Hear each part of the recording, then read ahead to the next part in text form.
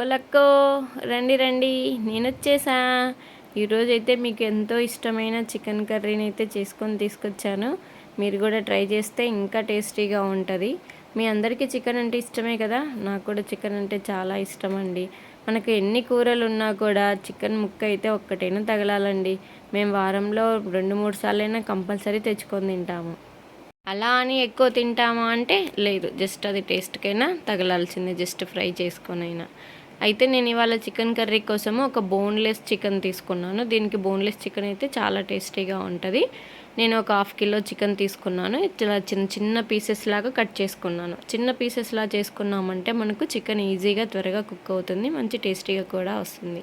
First ఈ marination కోసం నేనైతే అల్లం వెల్లుల్లి పేస్ట్ తీసుకున్నాను. దీంట్లోనే కొన్ని పచ్చి ఉల్లిపాయలు, కొంచెం ఉప్పు, కారం, పసుపు వేసుకున్నాను. అలాగే ధనియాల పొడి, కొంచెం గరం మసాలా కూడా వేసాను. కావాలంటే మీరు ఇందులో చికెన్ మసాలా కూడా వేసుకోవచ్చు. ఇంకా తర్వాత పైన నేను కొంచెం 2 టేబుల్ స్పూన్స్ ఆయిల్ కూడా వేసాను.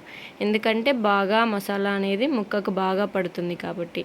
ఇంకా చివరిగా నేను కొంచెము నిమ్మకాయ కూడా పిండుకుంటున్నాను. నిమ్మకాయ పిండుకున్నామంటే ఆ పులుపు ముక్కలకంటూ బాగా పడుతుంది.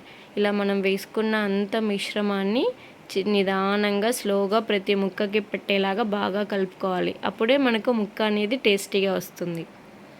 ఇలా మొత్తం కలిపేసుకున్నాక ఇందులోనే మనం కొన్ని పచ్చిమిరపకాయ ముక్కలని కట్ చేసుకొని వేసుకోవాలి. అందులోనే కొంచెం పచ్చి కొత్తిమీర కూడా వేసుకోవాలి. అలాగే కొంచెం కరివేపాకున్నా కూడా వేసేసుకోవచ్చు.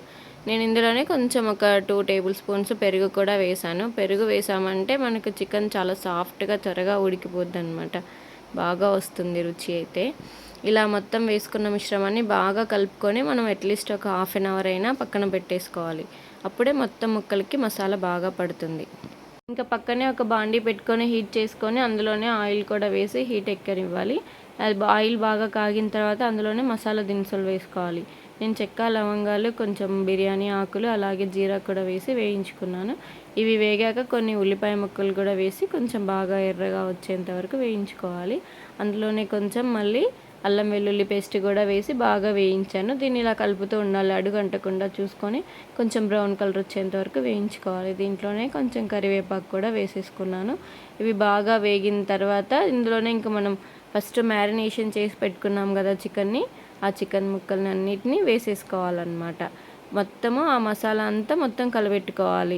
ఈ తిరువాత పెట్టినదంతా మొత్తం పట్టిన తర్వాత ఇంకా లాస్ట్లో మనం అయితే మ్యారినేట్ చేసుకున్న బౌల్ ఉంటుంది కదా, ఆ బౌల్లో కొన్ని వాటర్ అయితే వేసి నేను అలా కలిపి వేసేసుకున్నాను. ఇందులో వాటర్ కూడా ఎక్కువ పడవు, ఎందుకంటే ఇందులోనే వాటర్ ఎక్కువగా ఊరుతాయి.